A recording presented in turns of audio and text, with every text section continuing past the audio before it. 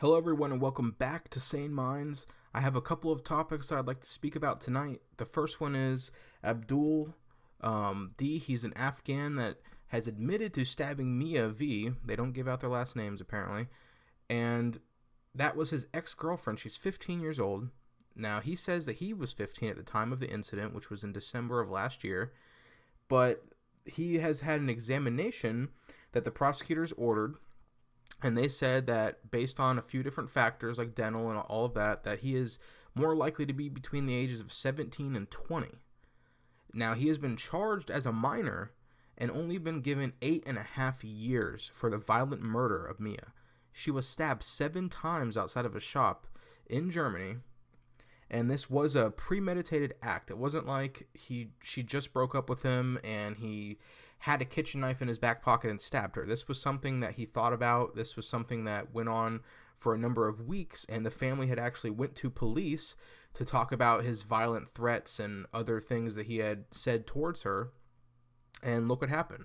He went ahead and stabbed this girl to death. Now, people are trying to say that the far right in Germany, which seems there's not many people of the far right anymore, or at least that's how the media portrays it, but that they're trying to seize upon it for political gains, which, I mean, no duh. That's kind of the point. Politics is an extension of the people who live in that area. Of course, they're going to say, look, this is one more reason why we shouldn't have these people from violent third world countries where, who knows what they've had to deal with growing up or the things that they've done themselves already. And for them to try and say that this is just a racist or xenophobic issue, that's ridiculous. That's just a way to dismiss somebody. If you don't have the logic to beat them in an argument, you label them as something like a Nazi or a racist so you can dismiss it out of hand. You don't have to have a conversation with that person at that point. You can just say your opinion's invalid because you're a racist, you're Islamophobic, you're xenophobic. That's just, you're literally Hitler. That's how many people want to put it now, which is just insane. It's disingenuous and it's disgusting, and it leads to things just like this, where someone who is innocent, someone who had life, ahead of them, has nothing, all because somebody couldn't take that they are broken up with. And things like these really, get to me, because these are all preventable deaths. This isn't someone who was born in that country. This isn't someone who's a product of that country. This is somebody who came there as a minor, however old he was when he came, and shouldn't have been there. His asylum application was actually rejected, is one of the worst parts, but because of the whole process in Germany, I think they have appeals and other things of that nature, so he was still in the country at that point. So rest in peace, Mia. I'm sorry that had to happen to you. On a lighter but still kind of disgusting note here is the Aretha Franklin bishop, the one who was presiding over her funeral, and then Ariana Grande, who was singing at the funeral and performing. As you can see here, there's a picture of him literally groping her breast. And let's go ahead and look at one of the videos where he apologizes and you have a little closer look exactly what he did. Now, you can note that Ariana was moving, trying to pull away from him. She's noticeably, it's an awkward situation for her. You could tell by body language. It's really obvious and not hard to read. You can even see in this picture just how she's leaning away. That's not the body language of someone who's comfortable. So let's go ahead and look at that video real quick. I've got to apologize because I have to brush up. My 28-year-old daughter tells me, "Dad, you are old at 60." When I saw Ariana Grande on the program, I thought that was something at Taco Bell. I certainly want to apologize to Ariana and to her fans and to her family and to her entire community if what I said was taken the wrong way. And listen, maybe it's just a joke that went bad. Did y'all enjoy this icon? She's an icon herself. All right, if you just noticed his hand there, he did not just grab her and forgot about his hand. You've seen his fingers there moving. He was almost like he was trying to fondle her. I mean, it's really disgusting here what this guy's doing.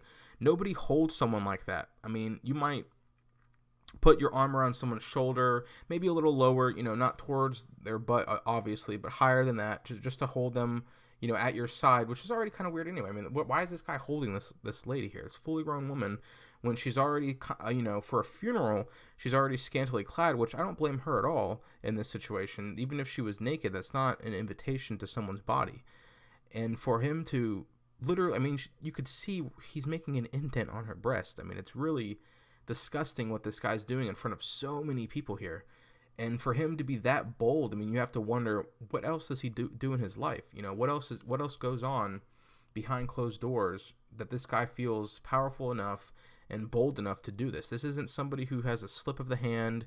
I mean, he keeps his hand there. Someone might, put their hand somewhere and pull it back instinctively, realizing that it's not an appropriate area. That happens quite often. Let's say if you're walking or something and your hand swings and hits someone's leg or something in an area that's sensitive like that, you would immediately recoil your hand. You wouldn't leave it there. You certainly wouldn't pick up your fingers and act like you're trying to get a better grip or something. I mean, that's just ridiculous. And this bishop, he's a bishop in Detroit, so I could fairly, with a lot of certainty, I could say this guy's a Democrat. He probably is somebody who would vocally support the Me Too movement if you asked him. And for him to be doing this just shows you the hypocrisy on the left. People who try and claim that they're for ideals, and in the end, they destroy all of those ideals themselves. It's really disgusting. I mean, just like a lot of the Hollywood producers and actors that claim to be for movements like the Me Too movement, and then they themselves are called out for harassment and sexual assaults and things of that nature. So for them to say that this is something that they believe in, I mean, you'd have to show it in your life to be believed. Words aren't enough. Come on, make her feel love in greater grace temple, the city of David. It would never be my intention to touch any woman's breast. I don't know, I guess I put my arm around her.